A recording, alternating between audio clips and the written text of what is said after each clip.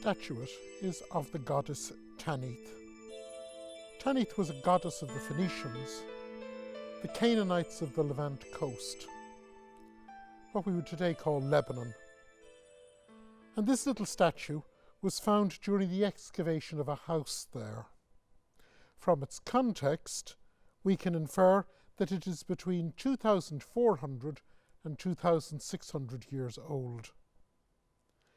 Tanith and her consort Baal Harmon became a very popular goddess and god across the classical world through the spread of Phoenician colonies along the Mediterranean trade routes. However, rather than concentrating on the story behind this image, I want to concentrate on the statue's size and where it was found. It's not a public statue, the object of a group or even a village's cult, but rather it is a domestic goddess.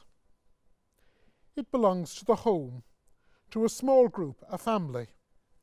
This is not a public religious object, and it doesn't talk to us of public religion regulated by a well-known public tradition and perhaps administered by ministerial experts who know the whole tradition of the cult and can tell it in an expert way.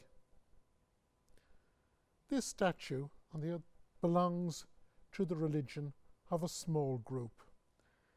It was set up in a house to honour the goddess and to invoke her protection in the everyday moments of life. This was not merely an image, such as we might display a poster or a logo in a house today. It was rather a means of invoking the presence of the goddess. The goddess was present in the household through the act of setting up this statuette and displaying it. There may have been some little domestic ceremony the day it was first put on a shelf or on a ledge.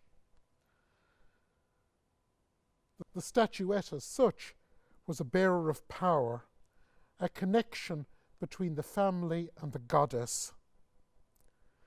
This is a view that we in the West today find difficult to grasp.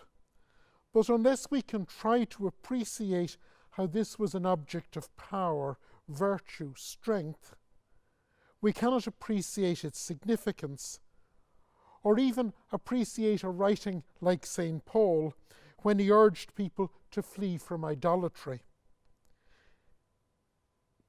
When Paul gives out about idols, he's not just thinking about intellectual ideas.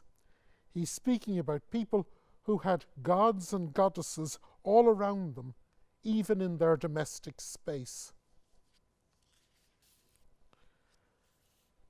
For the ancient owners of this little statuette, where it was located was a place of contact with Tanith herself. The goddess was really present. We should note also that this is a female image, and it belongs to the household female sphere. It is a gendered image, the image of a woman, making a woman deity present in a woman's space in the household. It is a statement that the divine could be and was encountered in a feminine form, imagined in this way, and indeed it's a maternal form because she's holding a child. When we look at it, it should remind us that the history of religion has been predominantly the history of men's public religion.